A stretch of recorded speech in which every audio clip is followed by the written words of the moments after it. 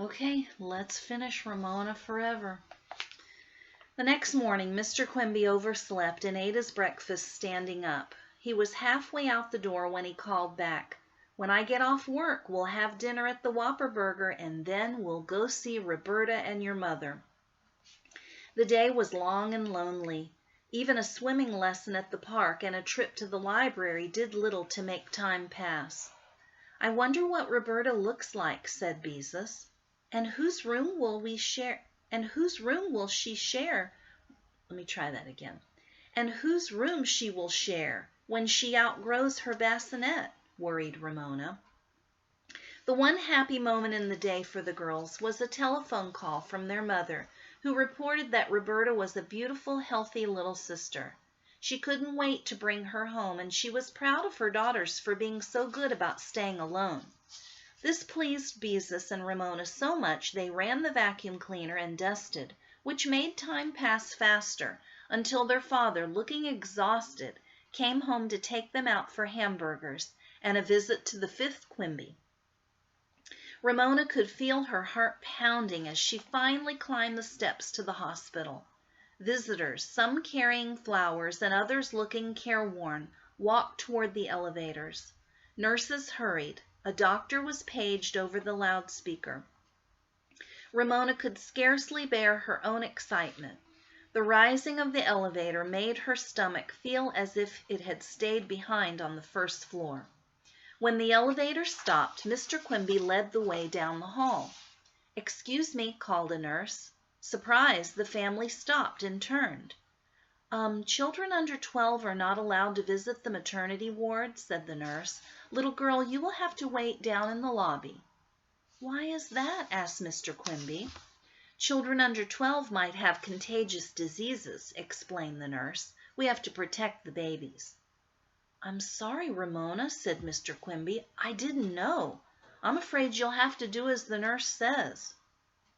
"Does she mean I'm germy?" Ramona was humiliated.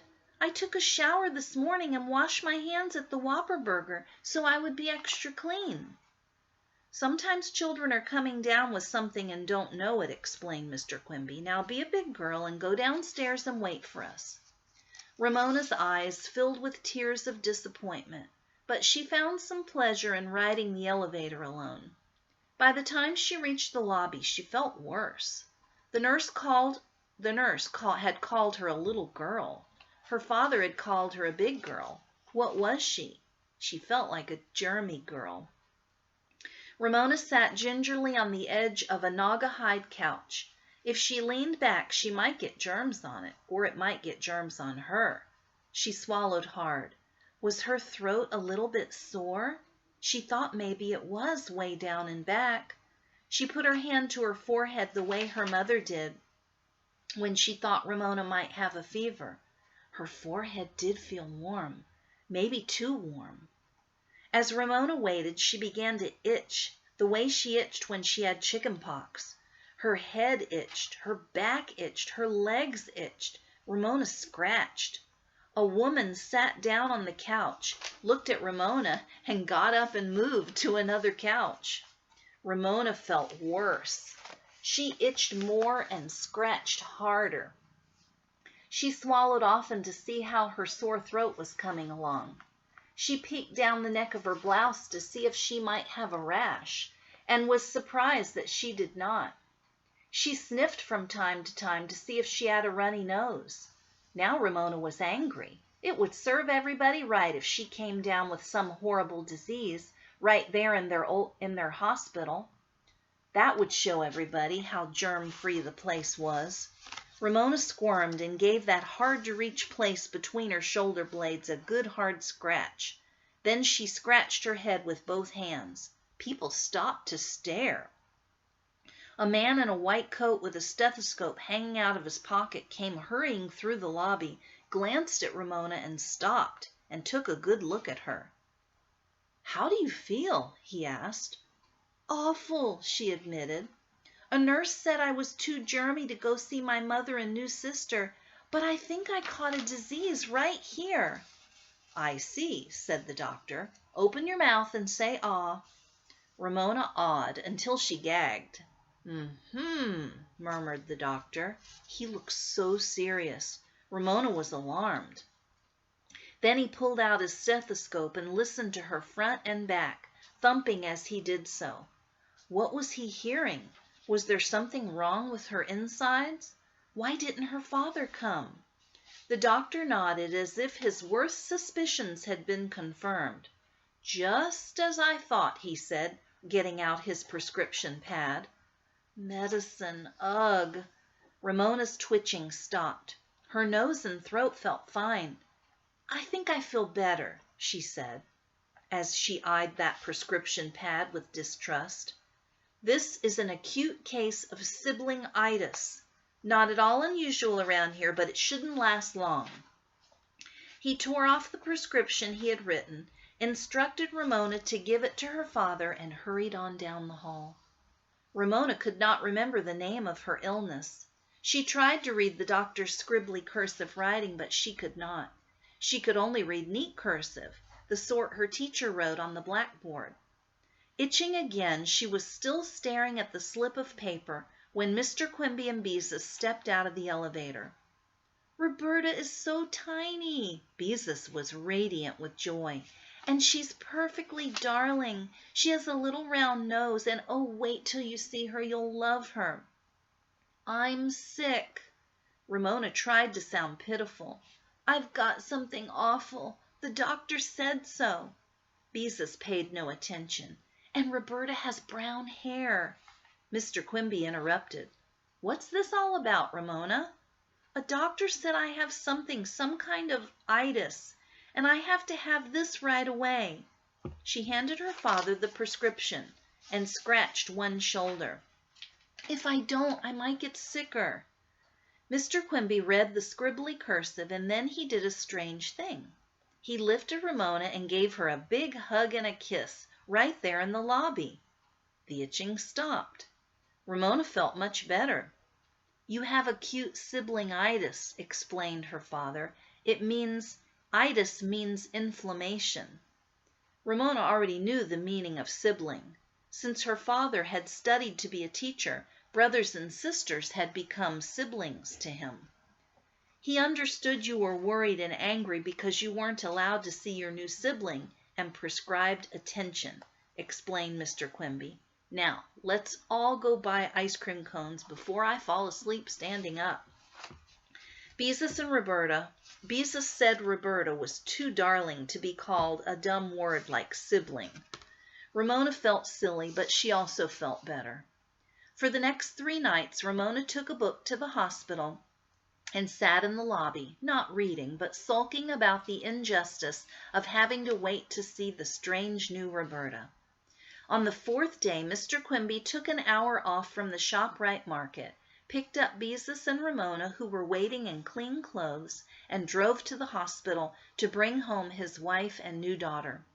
Ramona moved closer to Beezus when she saw her mother holding a pink bundle emerge from the elevator in a wheelchair, pushed by a nurse and followed by Mr. Quimby, carrying her bag. "Can't Mother walk?" she whispered. "Of course she can," answered Beezus, "but the hospital wants to make sure people get out without falling down and suing for $1 million." Mr. Quimby waved to the girls. Roberta's face was hidden by a corner of a pink blanket, but the nurse had no time for a little girl eager to see a new baby. She pushed the wheelchair through the automatic door to the waiting car. "Now can I see her?" begged Ramona, when her mother and Roberta were settled in the front and the girls had climbed into the back seat. "Dear heart, of course you may." Mrs. Quimby spoke the most beautiful words Ramona had ever heard. "Oh, Ramona, how I've missed you!" And she turned back the blanket. Ramona, leaning over the front seat for her very first glimpse of the new baby sister, tried to hold her breath so she wouldn't breathe germs on Roberta, who did not look at all like the picture on the cover of A Name for Your Baby. Her face was bright pink, almost red, and her hair, unlike the smooth, pale hair of the baby on the front of the pamphlet, was dark and wild. Ramona did not know what to say. She did not feel that words like darling or adorable fit this baby.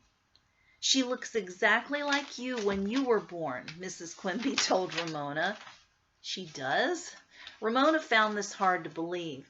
She could not imagine that she had once looked like this red, frowning little creature. "Well, what do you think of your new sister?" asked Mr. Quimby. "She's so little," Ramona answered truthfully. Roberta opened her blue-gray eyes. "Mother," cried Ramona, "she's cross-eyed."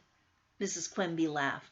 "All babies look cross-eyed sometimes. They outgrow it when they learn how to focus."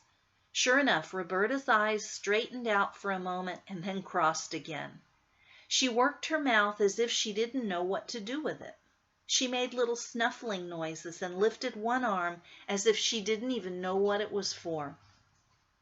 "Why does our nightie have those little pockets at the ends of her sleeves?" asked Ramona. "They cover up her hands."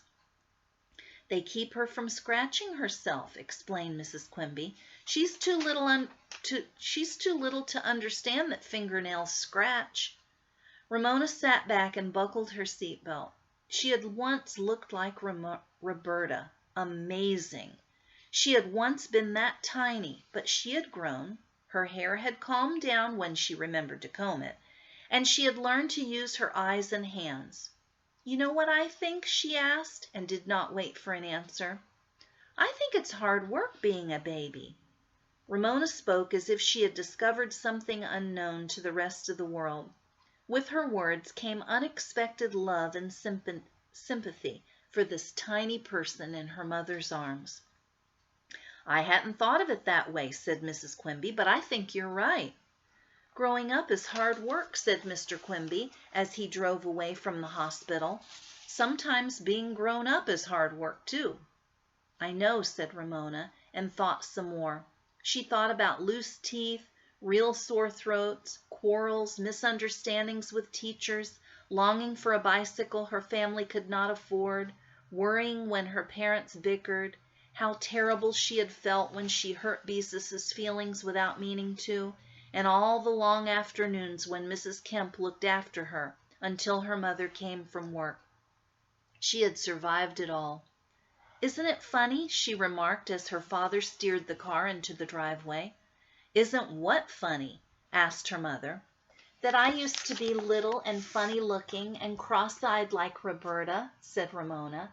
"And now look at me. I'm wonderful me." "Except when you're blunderful, you," said Beezus. Ramona did not mind when her family, except Roberta, who was too little, laughed. "Yup, wonderful, blunderful me," she said, and was happy. She was winning at growing up. The end. Great book. Okay, one more book in the series. Don't miss out on it. Ramona's World. Go get it from your library. Ask your parents if they can get it for you. Read that this summer. You'll love it. It's really good. I've enjoyed the Ramona books with you. Have a good summer. Bye.